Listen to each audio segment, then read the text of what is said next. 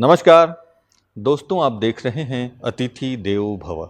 सबसे पहले आप सभी का हमारे शो में हार्दिक स्वागत है। साथियों, आइए आज मैं आपके बीच में एक ऐसे व्यक्तित्व से रूबरू कराने जा रहा हूं जो हरियाणा की धरती से आए हैं। हरियाणा सरकार में आपका एक बहुत बड़ा रोल है। क्या रोल है, उन्हीं से जानेंगे, जिनका नाम है ईश्वर सिंह मालवाल जी। राजनीति से आप जुड़े हुए हैं, एजुकेशनिस्ट भी हैं, समाज सेवा में आपकी बहुत बड़ी रुचि है। आपके विद्यार्थी जीवन से लेकर के अभी तक की यात्रा में हमने सुना, जब उनसे बातचीत हुई तो पता चला कि आप समाज के प्रति एक ऐसी सेवा के क्षेत्र से जुड़े हुए हैं। किस किस तरह से आपकी रुचि रही है, आइए उन्हीं से जानते हैं। मुलाकात कराते हैं आपको ईश्वर सिंह मालवाल जी से। तो भाई जी, आपका बहुत बहुत स्वागत है हमारे शो में। भाई जी, आप सबसे पहले तो हम ये जानना चाहेंगे कि आप हरियाणा से हैं। कौन सा गांव है जहाँ से आपके जन्म हुआ और वहाँ से ये जो आप इस मुकाम तक आप पहुँचे हैं, तो ये यात्रा शुरू कैसे हुई, वहाँ से थोड़ा शुरू करते हैं। हरियाणा में जिला हिसार है। हिसार जिले में एक विधानसभा बरवाला, और बरवाला से ठीक 5 किलोमीटर पर मेरा गांव है डानी खान बहादुर। अच्छा। वो गरीब किसान मजदूरों का गांव है। कोई मार्केट नहीं, कोई व्यापारी नहीं है, एक सिंपल सादे साधारण छोटे छोटे किसान हैं, जिनमें मेरे पिताजी भी माननीय स्वर्गीय श्री पोकर दास जी छोटे से किसान, केवल 3 एकड़ के किसान थे। हम 3 भाई हैं, 4 बहनें हैं। पिताजी ने पढ़ाने की ओर काफ़ी लगन और रुचि और अपना सब कुछ न्यौछावर किया, जिससे मैंने भी बीए की, एमए की, और मेरे से बड़े भाई ने भी, और वो तहसीलदार भी लगे बड़े भाई। जब से हमारा घर का गुजारा, घर का काम धाम ठीक ठाक चलने लग गया। तो भाई साहब, अभी अगर वर्तमान समय की बात करें, आपका जो कार्य क्षेत्र है, आप किन किन पोस्ट पर आप अभी कार्यरत हैं, और क्या आपके पोस्ट के बारे में अगर बात करें तो थोड़ी जानकारी। मैंने प्रारंभिक शिक्षा गांव से ली, उसके बाद बरवाला, जो मैंने शहर का कस्बे का नाम बताया, मैट्रिक किया मैंने। +2 10+2 जिसको बोलते हैं, पहले बैच में मैंने हिसार गवर्नमेंट कॉलेज से वो पास की। और वहाँ जब कॉलेज में गए तो कॉलेज के समय में भी राजनीति की थोड़ी थोड़ी ललक थी, जिसमें सीआर वगैरह बनते हैं, प्रेसिडेंट बनते हैं। तो कहीं हम खड़े भी हुए, दूसरे साथियों की सपोर्ट भी ली, किसी को दी। उसके बाद घर का बैकग्राउंड थोड़ा कमज़ोर होने के कारण मैंने बीए करने के बाद अपना बिजनेस शुरू किया। जिला भिवानी में एक खानक गांव है, जहां पर स्टोन क्रेशर हैं, पहाड़ की क्रेशिंग होती है, माइंस जहां होती हैं, वहाँ एक छोटा सा स्कूल मैंने किया। और तब तक मैं अनमैरिड था। उसके बाद जब मैंने 88 से स्कूल किया तो 92 में मेरी शादी हुई। मेरी जीवन संगिनी भी +2 पास थी। और शिक्षा का जो ज्ञान जो मुझे मिला वो मेरे पिताजी से ही, मेरे भाई से मुझे मिला। और मैंने मेरी मिसेज को भी +2 से लेकर के ग्रेजुएशन कराई, एमए करवाई, डबल एमए करवाई, बीएड करवाया, यूजीसी नेट आदि सभी एजुकेशन के जितने टेस्ट हैं सब एजुकेशन फैमिली पूरी बहुत अच्छा था। सेवा के क्षेत्र में आप, जैसे कि मैंने सुना, आपका बायोडाटा पढ़ भी रहा था, देखा तो एक हरियाणा गवर्नमेंट में मिट्टी कला बोर्ड है ना जी। ये क्या है, जरा इसके बारे में मैं आपको बताना चाहूँगा कि जैसे मैंने मैडम के बारे में बताया, हमने 10 से 15 साल दोनों ने मिलके अपना काम, बिजनेस जो स्कूल चलाने का था वो किया। धीरे धीरे जब हमारी जो बैकग्राउंड है वो साउंड होगी, मजबूत होगी, तो मैंने राजनीति में हिस्सेदारी की। जहाँ भी कोई लीडर, नेता, भाई बंद, कोई और किसी के साथ जाना आना, तो मैं सबसे पहले जो है कांग्रेस मैंने ज्वाइन की। और कांग्रेस में मैं ठीक ठाक पदों पर रहा। कभी मैं जिला महासचिव रहा, कभी बैकवर्ड समाज का जिला अध्यक्ष रहा, और कभी मैं फिर कांग्रेस में HPCC का चेयरमैन रहा, जहां हरियाणा प्रदेश कांग्रेस कोऑर्डिनेशन कमेटी, जो पूरे हरियाणा में हम 4 थे।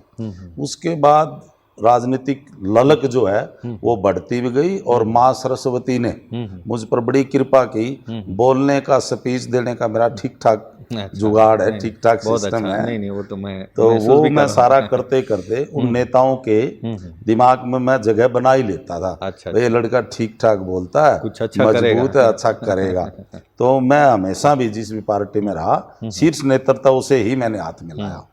2018 में मैंने बरवाला में कांग्रेस की बहुत बड़ी रैली की और मुझे वहाँ से विधानसभा का टिकट मिलने की भी मेरी कोई बात थी। मैं सामाजिक संस्थाओं से भी जुड़ा रहा, जैसे मैं कुमार समाज से आता हूँ, प्रजापति समाज की बहुत सारी संस्थाएं हैं, धर्मशालाएं हैं, मैं उनमें अपना योगदान देता रहता हूँ। राजनीतिक लोगों से, मंत्रियों से और से वहाँ मदद, फाइनेंशियल मदद भी करवाता रहता हूँ। यहाँ तक कि राजनीति के साथ साथ जो गरीब बच्चे होते हैं, मैं ज़्यादातर तो ये कहूँगा समाज के, बाकी आदर्श भी जो पढ़ना चाहते हैं, कंपटीशन लड़ना चाहते हैं, मैंने हमेशा ये कहा कि कोई भी बच्चा मेरे पास आए और वे कहे कि मुझे बुक्स की ज़रूरत है, मुझे फीस की ज़रूरत है, मैं तैयारी करना चाहता हूँ, मैं उसका कैलिबर दे के उसकी मदद भी करता हूँ। तो इन सारी चीज़ों के साथ साथ मेरी समाज में पहचान ठीक ठाक बन गई और उस पहचान के कारण मैंने रैली बहुत बढ़िया कर दी। रैली में ये लगा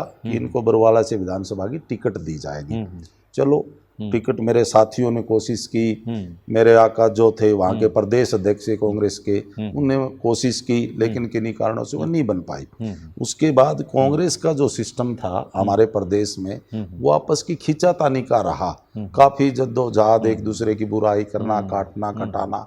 हम इतने बड़े राजनीतिक घराने से नहीं थे, हमें उस कंट्रोवर्सी से भय लगता था, मैं इनके साथ नमस्ते करूं या मैं उनके गुट में जाऊं, मैं कहाँ जाऊं। इधर इनके साथ देख लिया तो वो नाराज, उधर उनके साथ देख लिया तो वो नाराज। तो इस तरह से करते करते हमारे भारतीय जनता पार्टी की सरकार बनी 2014 में। तो 2019 से पहले, विधानसभा से पहले, माननीय हमारे पूर्व मुख्यमंत्री और आज भारत सरकार में कैबिनेट मंत्री है माननीय मनोहर लाल जी, उनसे मनोहर लाल खट्टर जी, उनसे नमस्ते राम राम हुई। और मेरे जो राजनीतिक गुरु मैं जिनको कहूँ, वो मेरे हरियाणा प्रदेश के डिप्टी स्पीकर हैं चौधरी रणबीर गंगवा जी। वो मेरे समाज से भी आते हैं, मेरे रिलेशन में भी हैं, कहीं ना कहीं मेरी उनसे रिश्तेदारी भी है। तो वो राजनीति में बड़े सफल राजनीतिज्ञ हैं। वो राज्यसभा के सांसद भी रहे हैं, विधायक भी 2 बार रहे हैं, आजकल वो हरियाणा विधानसभा में डिप्टी स्पीकर भी हैं। उनके सानिध्य में, उनकी गाइडलाइन से मैंने मुख्यमंत्री जी के सानिध्य में बरवाला में बीजेपी ज्वाइन कर ली। बीजेपी जैसे मैंने ज्वाइन की, सभी साथियों को सोशल मीडिया के माध्यम से, आप जैसे मीडिया की जो चौथा स्तंभ मानते हैं समाज और सरकार का तालमेल जो आप कराते हो, अच्छे और बुरी की बात जो है सामने ला करके आपका विश्लेषण उनका कराते हो, तो ये बात फैल गई, ईश्वर मालवाल बीजेपी में आ गया। तो जैसे जैसे बहुत कम समय बीता, तो बीजेपी ने, भारतीय जनता पार्टी ने मुझे बैकवर्ड समाज का जिला अध्यक्ष बना दिया। वहाँ उनकी ठीक पहचान होती है, एक समाज है बैकवर्ड समाज जिसमें 70 से 72 जातियाँ आती हैं। अच्छा। उनका मुझे जिला अध्यक्ष बना दिया। तो आप जैसे मित्र साथी ने, मेरे एक भास्कर में ब्यूरो चीफ है, उसका फोन आया रात को 12:30 बजे। फोन जैसे ही मैंने पिक किया तो उसने गाना गाना शुरू कर दिया, ऐसा पहली बार हुआ है 17-18 सालों में। मैंने कहा भाई सोने दे यार, क्या कह रहा है। फिर उसने कहा ऐसा पहली बार हुआ 17-18 सालों में। मैं क्या कहना चाहता है, बोला ईश्वर मालवाल जी को भारतीय जनता पार्टी में जिला अध्यक्ष बना दिया गया। ऐसा ईश्वर मालवाल एक आदमी ऐसा है जो पीछे जो पद छोड़ करके जो गया, भारतीय जनता पार्टी ने इतना जल्दी उनको उस पद पर बिठा दिया। यहाँ से मेरी राजनीति शुरू होती है। पार्टी ने मुझे जो भी काम दिया, मेरे हरियाणा में 22 जिले हैं, 22 के 22 में जिला अध्यक्ष होते हैं बैकवर्ड के, उनकी कार्यकारिणी होती है 20 से 25 आदमियों की। फिर उनकी कार्य समिति होती है पूरे ब्लॉक लेवल की और मंडल लेवल की, उसमें करीब करीब 300 से 350 आदमी पदाधिकारी होते हैं। तो मैं आपके चैनल के माध्यम से, और आपका तो चैनल का नाम भी अतिथि देवो भव है, बड़े शांत स्वभाव के आप भी लग रहे हो, और चैनल का बड़ा सुंदर नाम है, अलौकिक नाम है।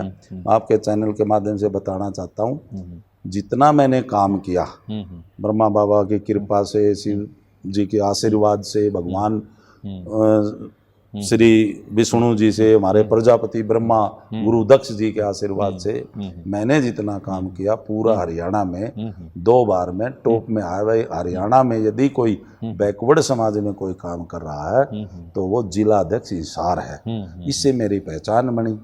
उधर हमारे ये जो माटीकला बोर्ड है, हमारी हरियाणा में करीब 11 लाख की जनसंख्या है। अच्छा। केवल एक प्रजापति समाज की उनका एक बोर्ड बना हुआ है, जिसके अंतर्गत उन लोगों को काम को आगे बढ़ाने के लिए, उनको काम का अवसर देने के लिए, इनकम बढ़ाने के लिए एक बोर्ड बनाया हुआ है कि वो उन लोगों को बर्तन बनाने के लिए जमीन प्रोवाइड कराए। अच्छा। उन लोगों को कुछ इलेक्ट्रिक संसाधन प्राप्त कराए, जैसे मिट्टी के चाक होते हैं, भट्टी होती है, उन लोगों को सेमिनार लगवाए। जो हमारे आज मिट्टी के जो बर्तन हैं, आप भी देख रहे हैं, सबसे पहले तो चाक का निर्माण हुआ। सही तो बात। चाक भी मिट्टी का ही बनाया गया था। सही बात। उसके बाद विज्ञान ने तरक्की की, इंसान ने अपने अपने क्षेत्र में उन्नति की, तो मिट्टी के जो बर्तन थे सारे, सबसे पहले मिट्टी के बर्तनों में खाना बनता था और वो बड़ा पौष्टिक भी होता था, टेस्टी भी होता था, और हाँ डाइजेस्टिक भी होता था। तो धीरे धीरे जनसंख्या बढ़ती गई, आदमी जो है बड़ा बिजी हो गया, व्यस्त हो गया, काम की उस पर ज़्यादा दाब हुई या फिर जनसंख्या ज़्यादा हुई, तो इन लोगों ने मिट्टी के बर्तन छोड़ करके जल्दी के चक्कर में एल्यूमिनियम के या मैं कहूँ प्लास्टिक के या दूसरे सिल्वर के और के, काफ़ी समय वो चीनी का भी, चीनी मिट्टी का भी वो काम किया। तो वो क्या है, वो स्वास्थ्य के लिए बड़ा नुकसानदायक है। आप दूसरे बर्तनों में खाना बनाते हो, लेकिन मजबूरी वंश जल्दी के कारण लोगों ने वो अपना लिए। अब जो है भारतीय जनता पार्टी, जिनके प्रधानमंत्री यशस्वी नरेंद्र भाई मोदी जी ने आज जो आपको पता है 3री बार शपथ ली है, उनका विजन था कि मेरा देश, भारत देश लोकल फॉर वोकल, स्वच्छता, अपना जो पुराना रीति रिवाज था, अपना जो पुराना एजेंडा था कि अपना साधन, अपना सामान, अपने बर्तन, अपना काम हम स्वयं करें। तो इस बात को लेकर के उन्होंने हमारे जैसे बोर्डों को उत्थान के लिए अवसर प्रदान किया और उन्होंने कहा कि किसी भी एक कार्यकर्ता की ऐसी ड्यूटी लगाओ कि वो समाज में जाए और उन बर्तनों का विस्तार करवाए, उन बर्तन को काम करने वाले लोगों को सरकार की ओर से सुविधा दिलाए। तो ये एक बोर्ड जो है बहुत बड़ा बोर्ड है। चंडीगढ़ हमारी राजधानी हरियाणा की, उसके साथ पंचकुला जो शहर है जिसमें सभी ऑफिस हैं, तो उसके अंदर हमारा भी एक ऑफिस है। तो जो मिट्टी कला बोर्ड की जो बात हुई, ना केवल एक प्रजापति समाज मिट्टी का काम करने वालों की, मैं तो ये कहूँगा कि अब जब हमने सेमिनार लगवाए तो फॉरेन के भी जो लोग आते थे, चाहे वो सूरज कुंड मेले में है, गीता जयंती कुरुक्षेत्र में है, वो हमारे इन बर्तनों को बड़े लाइक करते हैं, बड़े पसंद करते हैं। तो इसका जैसे जैसे उत्पादन होगा तो इस प्रदेश की आर्थिक स्थिति में भी बदलाव आएगा और उन लोगों को काम भी मिलेगा। इस विषय पर हमारी सरकार बहुत बढ़िया करने जा रही है। अब मैं आपको ये बताना चाहूँगा कि हरियाणा सरकार में इस तरह के मिट्टी कला बोर्ड, शिल्प कला बोर्ड और अन्य बोर्डों का निर्माण किया हुआ, वो बड़े अपने काम कर रहे हैं। तो भाई साहब बहुत अच्छी बात कही आपने कि वैसे भी ये मिट्टी कला बोर्ड का जो आप जिक्र कर रहे हैं, और ये हकीकत भी है कि मिट्टी की वैल्यू है, लेकिन समय के अंतराल में लोग उसके वैल्यू को भूलते गए और चीज़ें आती गई। लेकिन आप हरियाणा सरकार, आप मिल कर के जो कुछ कर रहे हैं, रियल में ये तारीफ़ काबिल है। राजस्थान में भी ये बोर्ड है, गुजरात में भी। अच्छा, वाह वाह, अभी कई जगह पे चल रहा है भारत में, और ये होना है क्योंकि मुझे लगता है शायद मोदी जी इस बात को काफ़ी अच्छी तरह से सपोर्ट भी कर रहे हैं, और होना भी चाहिए, क्योंकि हर आदमी अगर मिट्टी से जुड़ जाए तो शायद उनके जीवन में एक तरक्की भी है। और कहते भी हैं कि विवेकानंद जी की एक बात मुझे याद आ रहा है, वो कहते हैं कि अगर हम मिट्टी से जुड़े हुए हैं या ज़मीन में बैठे हैं तो ज़मीन में बैठने वाला आदमी कभी गिरता नहीं है। ठीक है। ये बहुत अच्छी बात है। और मिट्टी से अगर जुड़ जाते हैं तो उस व्यक्ति की जो फाउंडेशन है लाइफ का, बहुत मजबूत होता है जी। परंतु भाई साहब, अभी देखने में आता है कि जब हम लोग कई टेलीविज़न डिबेट शोज़ और भी आदि आदि देखते हैं, तो थोड़ा सा जैसे हम आम बोलचाल की भाषा में सुनने में आ जाता है, अगर कोई आदमी आप बातचीत कर रहा होता है तो कहने में, अरे भाई राजनीति नहीं करो, ऐसा नहीं करो। तो शायद राजनीति अपने आप में एक ऐसा शब्द है जो बहुत अच्छा है, लेकिन उसका जो स्वरूप है, जो समाज में जो दिखाई दे रहा है, तो उसके अर्थ प्रॉपर प्रैक्टिकल नहीं होने की वजह से शायद ये राजनीति शब्द एक अच्छा नहीं माना जा रहा है। भाई राजनीति नहीं करना, जबकि राजनीति एक सुनीति की तरह बहुत अच्छा, समाज की, देश की, विश्व की सेवा के लिए ये शब्द का निर्माण हुआ। चूँकि आप राजनीति में हैं तो इसको हम, जैसा शब्द है राजनीति, मतलब लोगों के दिलों पर राज करना है, एक अच्छे जीवन का निर्माण करना है, घर परिवार समाज देश विश्व में। तो आप अपने जीवन की कुछ अनुभूतियों के साथ अब क्या मानते हैं, आपकी अपनी मान्यता है कि वो जो विकृतियां आ गई है राजनीतिज्ञों के बीच में, कहीं ना कहीं कुछ न कुछ स्वार्थ ने थोड़ा सा जगह बनाया हुआ है, इसको ठीक करने के लिए किस तरह के कदम उठाने चाहिए, या उनके लिए आप गाइडलाइन के तौर पे आप, चूँकि ब्रह्मा कुमारी इसके हेडक्वार्टर में आप आए हैं, क्या कहना चाहेंगे? मैं आपकी भावनाओं को समझता हूँ। आप एक सुलझे हुए पत्रकार हो।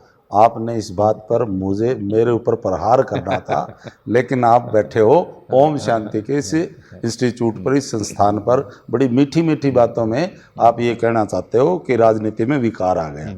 मैं भाई साहब आपको वैसे बताना मेरा कहना चाहता ये हूं, नहीं है सभी में आ गया, ऐसा भी नहीं है। सभी में नहीं कह रहा मैं, राजनीति राजनीति शब्द को मतलब लोगों की ओर से आप बोल रहे हो। हाँ, वही जी, दिखने में आ रहा है। ठीक है, मैं आपको ये बताना चाहता हूँ कि देखिए, भारत में लोकतंत्र है और दुनिया का सबसे बड़ा प्रजातंत्र है वो भारत देश में है। तो जब भारत देश आज़ाद जब हुआ, और इस देश की आज़ादी में बहुत सारे हमारे देशभक्तों का योगदान, हमारे बड़े वैज्ञानिकों का योगदान और बड़े संत महात्माओं महान पुरुषों का योगदान इसमें रहा। और उन्होंने एक व्यवस्था बनाई कि हम एक ऐसे आदमी को चुनते हैं जो बैठ करके हमारे सारी प्रॉब्लम सुने और उनके समाधान बताए। धीरे धीरे उनको क्षेत्रों में बांट दिया। अभी मैंने बताया, राज्यसभा सांसद, लोकसभा सांसद, विधानसभा में आ जाओ, विधायक एमएलए जिनको आप कहो, तो उन लोगों को इसलिए चुना जाता है कि एक राजा, एक मंत्री, एक मुख्यमंत्री पूरे देश या प्रदेश को नहीं देख सकता। उन्होंने अपने अपने कुछ साथियों को एक टीम के रूप में इस तरह से जोड़ा कि आप इस क्षेत्र में जाइए, आप उस क्षेत्र में जाइए, आप उस क्षेत्र में जाइए, लोगों से मिलिए, उनकी क्या मूलभूत सुविधाएं उनको मिलनी चाहिए और क्या मिल ना रहा, उन दोनों का तालमेल समन्वय बना करके आप हमें बताएं, ताकि हम उनको आदान प्रदान उनका हो सके। लेकिन कुछ लोग राजनीति में ऐसे स्वार्थी लोग आ चुके हैं कि उसको बिजनेस बना लिया है। आपकी बात पर मैं फूल चढ़ाता हूँ, लेकिन आप एक बात सोचिए, आपने सवाल जो किया वो गलत समय में किया। क्यों गलत समय में? हरियाणा में मुख्यमंत्री रहे माननीय मनोहर लाल खट्टर जी ने, जिनका कोई लालच, बेईमानी से कोई लेना देना नहीं। नौकरियां जो थी बिना पर्ची बिना खर्ची के, और यहाँ तक उनको जो मेहनता ना मिलता था उन्होंने भी अपनी संस्थाओं में दान दे दिया। मैंने व्यक्तिगत रूप से जब वो यहाँ आए थे chief minister, as a chief minister आए थे, मैं व्यक्तिगत रूप से उनसे मुलाकात किया भी। रियल में ही इज गुड मैन, बहुत ही जेंटलमैन रहा। आप यूपी की बात करिए, उत्तर प्रदेश की, बाबा योगी नाथ जी को भी कोई लालच नहीं है, वो इस देश और प्रदेश के भविष्य को चमकाना मतलब बहुत अच्छे लोग हैं। और हम एक मिनट और मैं नाम लेना चाहूंगा, मैं रुक नहीं सकता। माननीय प्रधानमंत्री जी नरेंद्र मोदी जी को किस चीज का लालच है? इस 14 साल के समय में आज जो है ना, तीसरी टर्म शुरू होगी, 15वीं साल पूरा होने के बाद में 16वीं साल 11वीं साल शुरू होगी। 2 साल वे रहे, 2 योजना रहे, 5-5 साल का टर्म होता है। इस 11वीं साल में आप यूं देखिए इस देश का हालात क्या थी। अमेरिका, ऑस्ट्रेलिया, जर्मनी, जापान, जब हमारे भाई बंधु बेटे जाते थे, यहाँ तक कि पॉलिटिशियन, इस देश का प्रधानमंत्री भी जाता था, तो इतनी बड़ी फॉर्मेलिटीज होती थी, टर्म कंडीशन होती थी, वीजा नहीं मिलता था। और आज ऑस्ट्रेलिया का मुख्य, अमेरिका का मुख्य यस बॉस कह के बोलते हैं, का नाम जी पूरे विश्व में भी बढ़ा तो है। मैं ये कहना चाहूंगा कि उन लोगों की बात ना करें तो ठीक है, लेकिन आज राजनीति में कोई विकार नहीं है। हो सकता है इक्का दुक्का कोई ऐसा हो कर रहा भी है बस। सकता है। नहीं, सही बात तो है। ये देखो एक कुछ अच्छे ना लोग जब जी राजनीति में शामिल होते जी हैं तो कहीं ना कहीं बहुत सारी चीज़ें हैं जो जी डर के वजह से, भय के वजह जी से कि भाई हमें गलत नहीं जी करना है, नहीं जी तो जी फिर इसके लिए हमें भोगना होगा, जी बहुत जी सारी बातें। जी जी और जी अभी थोड़ा सा फिल्टर हो रहा है, अभी जी जी देखने में हो आ रहा रहा है, है। बिल्कुल बिल्कुल। ये सच्चाई भी है। जी भारत का नाम आज पूरे विश्व में काफ़ी जी गौरव से जी लिया जाता है और जी जी सम्मान भी है। सम्मान। अभी कुछ दिन पहले मैं रसिया होके आया तो मैंने जी देखा कि वहाँ पर जब कई प्रकार की बातें और कंट्री के लिए होती रही है, तो जी जैसे इमिग्रेशन में हो जाना हो जी या और भी जनरल वहाँ के गलियों में जब घूम रहे होते हैं तो कई सिक्योरिटी चेकिंग होती कई बातों पर, जब दिखाया जाता है कि हम भारत से आए हैं तो वो बहुत ही गर्व के साथ वो रेस्पेक्ट भी करते हैं। और ये आज की जो भारत की जो परंपरा है, संस्कृति है, पूरे विश्व में मोदी जी ने पहुंचाया है। हम खैर यहाँ पर हर एक व्यक्तिगत तरीके से राजनीति में जुड़े हुए हैं, हर फील्ड में जुड़े हुए हैं जी सभी जी लोग तो, लेकिन जी जो अच्छे व्यक्तित्व हैं उनका तो सारा संसार जानता ही है। जी जी जी खैर महिवाल जी, अभी आप ब्रह्मा कुमारी के हेडक्वार्टर में आए हैं, जी। पहली बार आए कि पहले आए थे? मैं पहले भी आए थे, मेरे एक मित्र हैं सतबीर वर्मा जी, वो आपके इस संस्थाओं से जुड़े हुए थे पहले से, लेकिन मैंने इसके बारे में सुना बहुत था अच्छा अच्छा कि अच्छा। वहाँ बहुत कुछ इस जीवन को सुधारने के लिए और इस जीवन को आधार स्तंभ मजबूत और निडर और निरपोक बिना भय मुक्त बनाने के लिए यहाँ पर जो मेडिटेशन करवाया जाता है और क्लासें लगाई जाती है, तो मैं एक बार एजुकेशन विंग के नाते, अच्छा। टीचर के नाते यहाँ आया था लगभग 4-5 साल पहले, और आज दूसरी बार यहाँ मैं तो आप जैसों का भी सहयोग और यहाँ बीके भाई अपने अभी जो हमारे साथ ओम प्रकाश जी थे उनका भी मैं तो धन्यवाद करता हूँ कि गूगल पर सर्च करके अच्छा। कि ये आज जो सेमिनार था, जो आर्ट एंड कला का जो सेमिनार था, उन्होंने गूगल पर सर्च करके कि हरियाणा के मिट्टी कला बोर्ड के चेयरमैन कौन है, उनको यहाँ बुलाते हैं। तो उन्होंने मेरे पास फ़ोन किया और मैंने तो ब्रह्मा बाबा का आशीर्वाद मानता हूँ कि उन्होंने डायरेक्ट मुझे फ़ोन करके अपने चरणों में यहाँ सेवा देने के लिए बुलाया। बहुत अच्छा लग रहा है भाई साहब आपके साथ बातचीत करके, मैं देख रहा हूँ, महसूस भी कर रहा हूँ एक पॉजिटिव वाइब्रेशंस है आपके विचारों में, बातों में। और एक कहते हैं पिछड़े तबके के लोग या गरीब तबके के लोग हैं, या तो राजनीतिक भाषा में शायद उसको कुछ और कहते हैं, जैसे अभी आप कुछ क्या बोल रहे थे ना, पिछड़ा वर्ग ऐसा कुछ। तो जो पीड़ित हैं, शोषित हैं, ऐसे लोगों की सेवा आप कर रहे हैं प्रैक्टिकल में, और ये जो सम्मान है कहो या उपलब्धियां कहो, ऐसे ही नहीं मिलती एक्चुअल में, उसके लिए कुछ करना पड़ता है और आपने किया है, प्रैक्टिकल में प्रूफ दिखाया है। तो इसीलिए पूरा हरियाणा क्या पूरा इंडिया, भारत आपको आपके लिए गर्व भी महसूस करता है। और मैं भी सुना आपके बारे में, इसलिए हमने आपको स्पेशल इनवाइट भी किया है। भाई साहब यहाँ आप अभी आए हैं, तो जैसे कि मैं बात कर रहा था कि एक जो भी समाज में जितने भी फील्ड के लोग हैं, वैसे केवल राजनीतिज्ञ ही नहीं है, और भी बहुत सारे हैं, इंजीनियर हैं, डॉक्टर्स हैं और वकील हैं वगैरह वगैरह, आर्टिस्ट भी हैं। स्पिरिचुअलिटी का महत्व आप जैसे अपने जीवन में आप महत्व को समझ भी रहे होंगे, महसूस भी कर रहे होंगे। क्या ये आज स्पिरिचुअलिटी कहीं ना कहीं लोगों के जीवन से थोड़ा सा दूरियां बनाता जा रहा है? वो ज़रूरी है कि हम शामिल करें?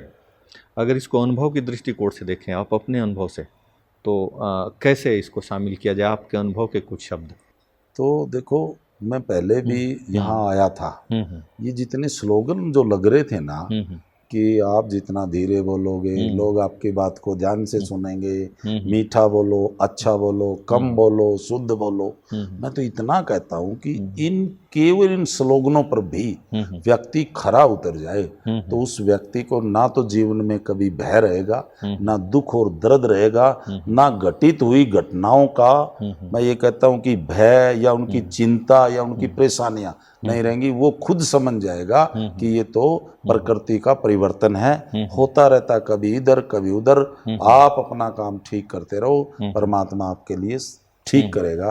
तो मैं इस सिद्धांत पर ये कहना चाहूँगा कि ओम शांति प्रजापति ऐश्वर्य विश्वविद्यालय में जो शिक्षाएं दी जाती हैं वो मनुष्य को संपूर्ण व्यक्तित्व देने का एक मंत्र है कि आप इंसान हैं, परमात्मा ने आपको इंसान बना के भेजा है, तो आप इंसान के नाते देश में अपने हाथों से, अपने दिमाग से सेवा भी कीजिए और खुद को भी आनंद में जीवन व्यतीत करिए। मैं इस सिद्धांत पर मानता हूँ कि ओम शांति है। बहुत अच्छा भाई, बहुत अच्छे विचार हैं आपके।